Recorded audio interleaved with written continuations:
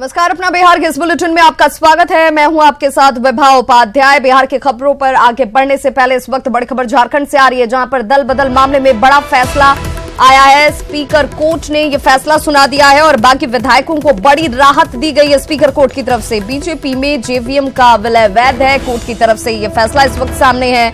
Speaker court में JVM की याचिका को खारिज किया गया है। दल बदल मामले में बीजेपी की ये एक बड़ी जीत के तौर पर इसे देखा जा रहा है। सभी 6 विधायकों की सदस्यता बरकरार रहेगी और बड़ी राहत आज इस फैसले के बाद बीजेपी ने ली होगी और इन तमाम विधायकों ने भी ली होगी। लेकिन जेवीएम के लिए जरूर इस वक्त परेशानी खड़ी हो गई है, क्योंकि लगातार जेवीएम की तरफ से कहा जा रहा था कि जब कोर्ट का फैसला आएगा तो उनके हित में होगा, उनके पक्ष में होगा। लेकिन स्पीकर कोर्ट की तरफ से यह फैसला इस वक्त इस रूप में कि बागी विधायकों को राहत दी गई है। बीजेपी में जेवीएम का विलय जो है वो वैध ठहराया गया है। सारठ विधायक और कृषि मंत्री रणधीर सिंह इसमें शामिल, जबकि चंदन क्यारे विधायक और खेल मंत्री अमर कुमार बावरी, ये तमाम वो नाम है जो कि जेवीएम के सिंबल पर ट्वीट कराए थे और बीजेपी में शामिल हो गए थे, जिनकी सदस्यता को लेकर के, जिस विलय को लेकर के लगातार सवाल उठाए जा रहे थे जेवीएम की तरफ से, जिसको स्पीकर कोर्ट में चुनौती दी गई थी। और स्पीकर कोर्ट में आज ये फैसला इस वक्त तकरीबन 4 साल से लंबा वक्त हुआ, जिसके बाद अब सबकी निगाहें इस फैसले पर टिकी हुई थी कि किस तरह का फैसला आता है। और स्पीकर कोर्ट में जेवीएम की याचिका को खारिज कर दिया गया है। माननीय अध्यक्ष महोदय ने बाबूलाल मरांडी जी की याचिका को खारिज कर दिया और 6 विधायकों ने जो दल बदल किया है वो 10वीं अनुसूची के तहत वैध माना है। और वैध मानते हुए तो झारखंड न्यूज 18 संपादक हमारे साथ राजेश तोमर इस वक्त लाइव जुड़ रहे हैं रांची से। राजेश, अगर इस फैसले की बात की जाए तो तकरीबन 4 साल से लंबा वक्त जब इंतजार किया जा रहा था कि स्पीकर कोर्ट की तरफ से क्या फैसला आता है, जेवीएम को बड़ा झटका। देखिए विभा, लंबे समय के बाद ये फैसला आया है। जाहिर है कि जो बागी विधायक थे, जो अब तक बागी थे, अब वो कह सकते हैं कानूनन रूप से उनका विलय हो चुका है भाजपा में। पूरी जो प्रक्रिया थी काफी लंबी प्रक्रिया थी, एक थकाने वाली प्रक्रिया थी, लगातार इस पर तारीख पड़ रहे थे और अंततः इस पर फैसला आया है। इस फैसले को लेकर सबसे पहले जो पक्ष के विधायक माफ करें, जो एडवोकेट हैं, अधिवक्ता हैं, वो हमारे साथ हैं। हम उनसे जानने की कोशिश करेंगे कि ये जो फैसला आया है, उन्होंने जो अपनी दलील रखी थी उसके पीछे आधार क्या था। पक्ष के ये हैं जी, नहीं, जो फैसला आप आया है उसमें आपने क्या पक्ष रखा? प्रतिवादी, अब वादी से आप पूछना चाहते? जी, वादी इधर हैं, प्रतिवादी में। जी, प्रतिवादी पहले जीत आपको मिली है जी। जीत के लिए मैं सबसे पहले माननीय अध्यक्ष को बधाई देना चाहता हूं, धन्यवाद देना चाहता हूं। साथ ही सभी पक्ष, दोनों पक्ष, सभी अधिवक्ता, जो वरीय अधिवक्ता जो इस केस में काफी, श्री अनिल कुमार जी, श्री जयप्रकाश झा, श्री बी शिवनाथ जी, श्री राजीव रंजन जी, इन लोगों ने भी प्रतिवादी के पक्ष से काफी मेहनत किया है। फैसला आपके पक्ष में गया, वो हम विस्तार से जानना चाहते हैं। कैसे आपके पक्ष में गया? क्या सीधी सी है, बहुत सा, अगर पूरा लंबा चौड़ा तो बताना अभी तुरंत संभव नहीं होगा। नट सेल में बस आपको इतना ही बता दूं कि जो वादी पक्ष है, इन्होंने कई विषय रखे थे, लेकिन इनके जो आवेदन का 2 मूल बिंदु था। पहला बिंदु यह था कि दल बदल का निर्णय, मतलब विलय का निर्णय केवल केंद्रीय समिति कर सकती है, और जो दलादिली में बैठक हुआ था वो जेवीएम की केंद्रीय समिति नहीं थी। दूसरा, जो इनका एक और बहस का पार्ट था कि 2/3 जो है 10वीं अनुसूची ये कहता है कि विधायक दल का 2/3 बहुमत के साथ अगर दल बदल हुआ हो तो वो वैध है, अगर उससे कम संख्या है तो वो गलत है। तो इन्होंने क्या किया था, 6 विधायक को 2 बार में सस्पेंड किया था। एक शुरू में 4 विधायक को, बाद में 2। तो इनका ये तर्क था, बहस में भी ये आया है कि 8 में से 4 पहले सस्पेंड हुए हटे हैं, तो वो 50% है। तकनीकी पक्ष है, तकनीकी पक्ष मिलाकर जो फैसला हुआ है, तो वो विधि सहमत हुआ है और ये होना ही चाहिए था।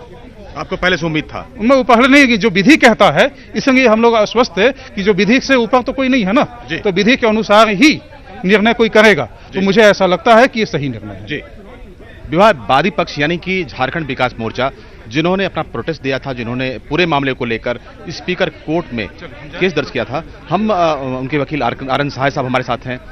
कहां पर चूक हुई, किस तरह से इनको पराजय मिला है, वो हम जानने की कोशिश करेंगे। मैं ये कहना चाहता हूं कि हमारे लायक दोस्त जो विपक्षी की ओर से बोल रहे थे कि ये विधि सम्मत निर्णय हुआ है, उन्होंने जजमेंट जरूर देखा होगा, क्योंकि मैं तो जजमेंट अभी देखा नहीं हूं।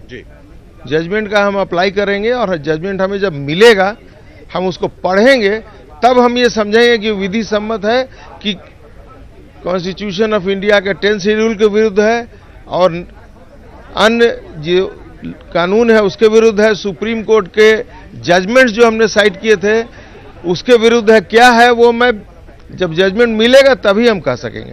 काफी लंबा वक्त लगा कि हर छोटे छोटे जो बिंदु थे उसको बहुत विस्तार से देखा गया और जो माननीय स्पीकर महोदय हैं उन्होंने बड़ा लंबे समय के बाद फैसला दिया है।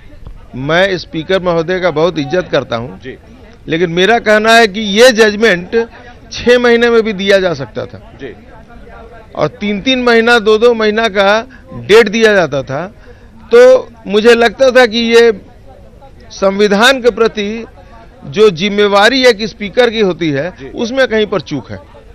अब आगे की रणनीति क्या होगी? जजमेंट जो उन्होंने दिया है वो तो खैर हम पढ़ेंगे तब बता पाएंगे, अभी हम जजमेंट के बारे में कुछ नहीं बोल सकते जी।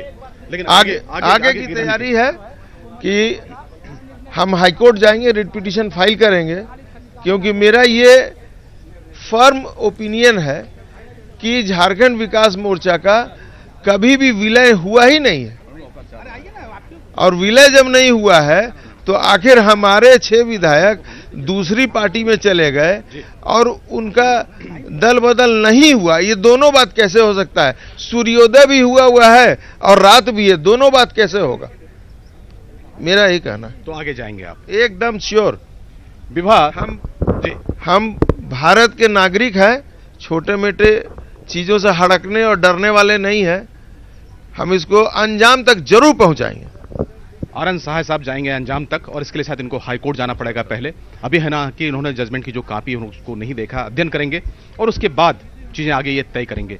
हमारे साथ जानकी यादव है जो कि पहले हम नहीं, हमारी पार्टी जाइए, ऐसा मुझे इंस्ट्रक्शन है जी। चूंकि आप पार्टी के अधिवक्ता हैं तो आप जाहिर है कि आप जी।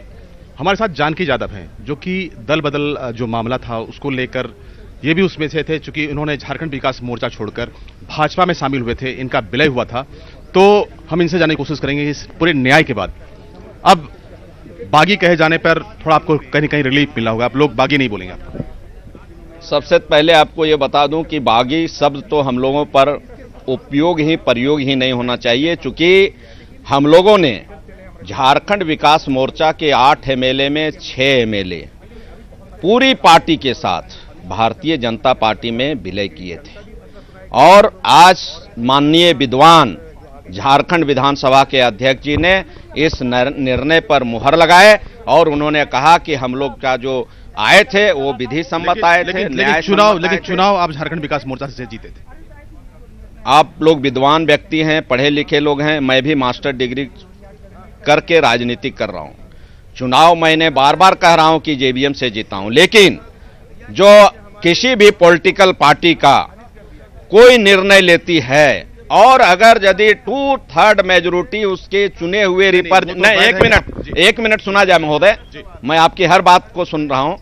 अगर ये चीज आप लोगों ने अभी तक नहीं बताया, किसी भी पॉलिटिकल पार्टी यदि कोई निर्णय लेती है और 2/3 मेजोरिटी चुने हुए रिप्रेजेंटेटिव पब्लिक इलेक्टेड बॉडी यदि उसका समर्थन करते हैं तो वह निर्णय ही सर्वमान्य निर्णय होता है, मान्य निर्णय होता है। उसी के तहत 8 में से 6 एमएलए ने समर्थन किया और जेवीएम ने। राजेश, तो फिर इनसे जरा ये पूछिए कि अगर इतनी साफ गोई थी, ये तमाम चीजें इतनी क्लियर थी, तो फिर इतना लंबा वक्त क्यों लग गया? स्पीकर कोर्ट को ही इतनी बारीकी से इतने लंबा वक्त, तकरीबन 95 से ज्यादा सुनवाइयां हुई हैं, 5 दर्जन से ज्यादा गवाही करानी पड़ी, फिर इतना लंबा वक्त लेना पड़ा।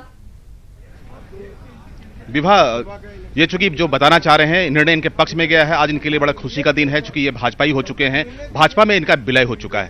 और जो आपने सवाल किया है वो सवाल ये है कि जिस तरह से सुनवाई हुई उसके बाद लगातार सुनवाई होती रही, लंबा वक्त लगा, आपको 4 वर्ष बीत गए, तो इसको लेकर कुछ कहना चाहिए?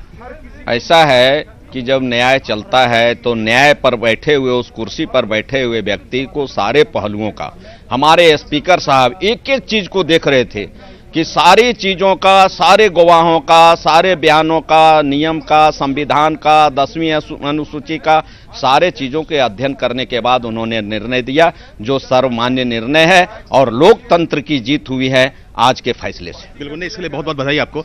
लेकिन आपके जो क्षेत्र की जनता है वो जानना चाहेगी कि जो जानकी यादव थे जो झारखंड विकास मोर्चा में कंघी छाप पर चुनाव जीत कर आए थे, अब कमल के साथ जब वापस जाएंगे, चूंकि आप भाजपा ही हो चुके हैं, तो जनता को कहीं कोई परेशानी तो नहीं होगी?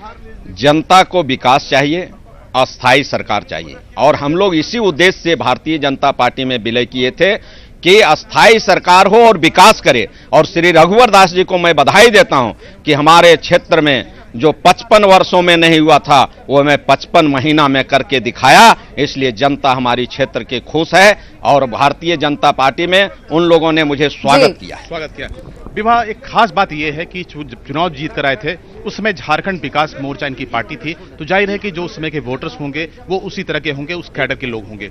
लेकिन जिस तरह से उन्होंने कहा कि एक अस्थायी सरकार के लिए इन्होंने कुर्बानी दी है और ये शायद ये भाजपा में शामिल हुए, विलय हुआ, अब ये कहीं ना कहीं महसूस करते हैं कि जो सरकार की नीतियां थी, जो अस्थायी सरकार देने की बात थी, उसकी वजह से वो आए और सरकार ने जिस तरह से काम किया है, जनता एक बार फिर से इनको प्यार देगी।